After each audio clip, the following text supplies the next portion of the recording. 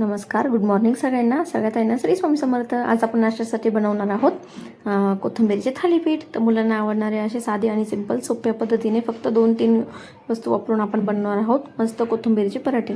त्यासाठी मी घेतले आहेत लसूण, जिरे आणि हिरवी मिरची. तर हे आपण मस्त दळून घ्यायचं आहे, जाडबारीक दळून घ्यायचं आणि स्वच्छ बारीक चिरून घेतलेली कोथिंबीर मस्त पाण्यात भिजून आणि धुवून घ्यायची. आणि आता एका पाटीमध्ये आपल्याला लसूण मिरचीचा ठेचा, कोथिंबीर घालायची आणि आपले सगळे पिठं मिक्स करायचे. मी आता थोडं बाजरीचं पीठ घेतलं आहे, थोडं बेसन पीठ घेतलं आहे आणि थोडं गव्हाचं पीठ घेतलं आहे. गव्हाचं आणि आपलं बेसन आणि बाजरी हे 3 पिठांमध्ये गव्हाचं पीठ थोडं जास्त वापरायचं, बाजरीचं आणि बेसन पीठ थोडं कमी वापरायचं. आता चवीपुरतं मीठ, हळद आणि थोडंसं तेल, म्हणजे पराठे एकदम असे मऊ लुसलुशीत होतात, कडक वगैरे लागत नाही आणि सॉफ्ट होतात मस्त. तर आता हे पीठ मस्त मळून घेऊ आपण आणि आता थोडं थोडं पाणी घालून हे पीठ भिजवून घ्यायचं.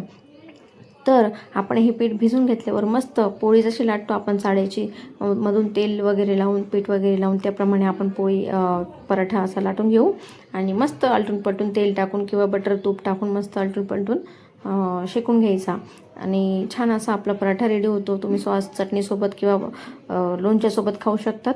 तर मी सॉस आणि आपलं लोणचं आहे त्याच्याबरोबर सर्व करणार आहे. तर तुम्हाला रेसिपी कशी वाटली नक्कीच कमेंट करून सांगा आणि चॅनलला लाईक, शेअर, सबस्क्राईब करायला विसरू नका. व्हिडिओ बघितल्याबद्दल धन्यवाद.